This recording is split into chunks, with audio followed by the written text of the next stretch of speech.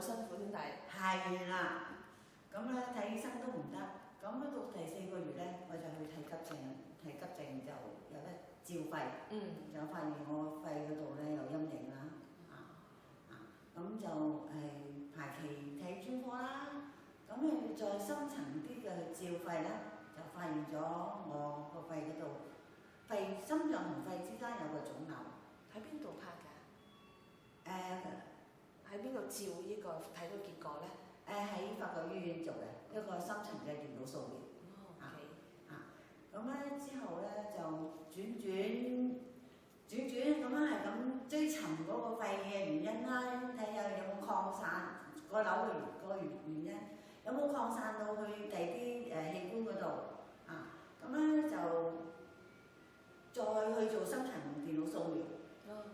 就唔知到11月就話咧冇擴散到其他器官，非常之好喎。咁咧就可以做手術啦。咁咧就排期做手術，就排期到15年嘅1月2號做手術。喺邊度做啊？喺屯門醫院做手術。咁我好渴望做手術，我以為做咗手術就唔咳啦。個腫瘤幾大嘅腫瘤？個腫瘤有半個拳頭咁大。算一個大手術嘛？係咁我做咗手術，咁咧都係仍然咁咳，我又咳到去4月20幾號。咳成點樣咧？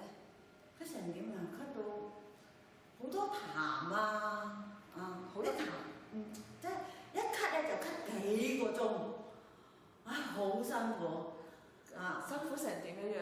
辛苦形容即係形容一個心臟總言之，成身咁樣咳出嚟，好辛苦。俾我咳折磨得我好緊要。咳到4月中度咧，我又開始發燒，每日都發燒，每日黃昏我都發燒。咁咧然之後又去睇急症，4月27號，咁咧就話我肺炎。肺炎。係肺炎又去留醫。留咗幾日，住咗5日醫院，咁出翻嚟咧，咁我又經過梁小姐，有一個朋友介紹梁小姐介紹我識咗有聲公司，咁咧5月2號咧就嚟聽個講座，咁聽完講座咧就介紹我食一個嗰個有聲產品啦，咁咧我就開始食。喺嗰啲朋友見到我仍然係咁咳，佢話不如你飲一包先啦。咁咧我飲咗一包之後咧，好似舒服咗啦。都唔知乜嘢嚟嘅，總之叫你飲。係飲咗一包先，我又覺得舒服咗。咁咧然之後我買咗嗰個 DD 38。係啦。咁我翻屋企。咁夜晚我再飲咗一包，咁咧我感覺到咧，我個咳真係有好轉啊！咁快啊！係事關我睇過無數醫生，食過中藥，對我個咳咧都冇幫助。唯有咧我無意中咧認識咗有聲8號，咁樣我就開始食呢個產品，我個咳咧就完全冇翻晒。你食咗幾耐先冇咳咧？同埋冇幾耐冇痰咧？食咗幾耐？我1包2包，我已經感受到冇咳。咁然之後我繼續食落去啦。好幾日之後我已經冇痰㗎啦。幾日就冇痰啦？係幾日我又冇痰啦。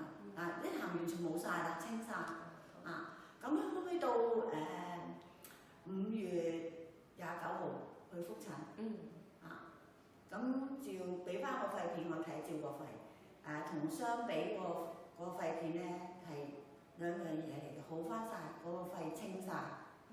好非常之好。係啦，咁個醫生話唔使再嚟覆診啦，咁咯。就係食完 DDB38大概唔夠1個月嘅時間。唔夠1個月，係啦，我就去覆診啦，就照肺，個肺清晒。非常之快，好好喎。非常好。咁跟住喺而家情況，你自己體能精神如何咧？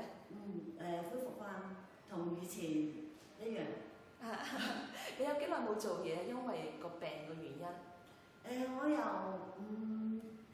14年嘅12月咧就開始冇做嘢啦。咁啊，直到幾時開始做翻嘢咧？開始翻即係工咧15年嘅6月。即係開始係食完有先開始。係啊，我食咗有先，咁食咗1個月度啦，咁我又覺得都復甦晒個精神啦。咁佢又唔咳啦，好翻晒啦。我可以翻工啦。咁我6月開始翻工，直到而家嚇。非常好，非常好，非常好。咁好啊，多謝晒你，余小姐。又升人參幹細胞精華，讓我重拾健康。